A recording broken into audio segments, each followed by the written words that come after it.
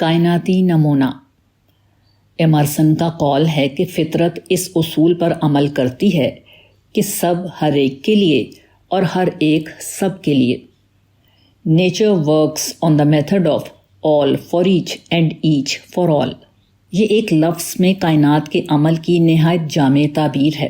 کائنات میں بے شمار چیزیں ہیں، مگر ان کا عمل حد درجہ توافق کے ساتھ ہوتا ہے۔ ان میں سے ہر چیز اس طرح عمل کرتی ہے کہ اس کا عمل دوسری تمام چیزوں سے پوری طرح ہم آہنگ ہو۔ اسی طرح تمام چیزیں اس طرح متحرک ہوتی ہیں کہ ان کی حرکت ہر واحد جز سے کامل طور پر مطابق رہے۔ یہ گویا خدا کا ایک نمونہ ہے جو اس نے اپنی دنیا میں قائم کر رکھا ہے۔ انسان کو بھی اسی نمونے پر چلنا چاہیے۔ انسانی آبادی میں بھی یہی نظام مطلوب ہے کہ ہر فرد اس طرح زندگی گزارے کہ اس سے دوسروں کو فائدہ پہنچے، اور مجموعی طور پر پوری انسانیت اس طرح کام کرے کہ اس کا کام فرد کی ترقی اور کامیابی میں معاون بن رہا ہو۔ فرد کا عمل جماعت سے ہم آہنگ ہو اور جماعت کا عمل فرد سے ہم آہنگ۔ کائنات کی صورت میں خدا نے ایک زندہ نمونہ قائم کر دیا ہے جو ہر صبح و شام لوگوں کو بتا رہا ہے کہ وہ کس طرح رہیں اور کس طرح نہ رہیں۔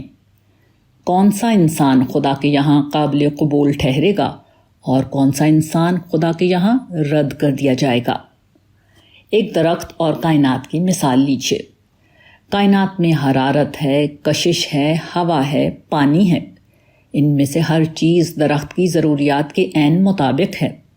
بیکٹیریا سے لے کر سورج تک تمام چیزیں درخت کے لیے گویا کائناتی دسترخوان ہیں۔ ہر چیز درخت کو عین وہی چیز دے رہی ہے جو اس کی فطرت کے مطابق اس سے ملنا چاہیے۔ دوسری طرف ایک درخت کا معاملہ بھی یہی ہے۔ درخت اس دنیا کی کسی چیز سے ٹکرائے بغیر اپنا ارتقائی سفر طے کرتا ہے۔ اس کی لکڑی، اس کی پتی، اس کا پھول، اس کا پھل، غرض اس کی ہر چیز بقیہ دنیا کے لیے عین کارآمد ہے۔ حتیٰ کہ اس کا کاربن لینا اور آکسیجن نکالنا بھی عین خارجی دنیا کے تقاضوں کے مطابق ہے۔ جز اور کل یا فرد اور اجتماع کے درمیان یہی کامل مطابقت انسان سے بھی مطلوب ہے۔ اس کے سوا انسان کی کامیابی کا کوئی دوسرا راستہ نہیں۔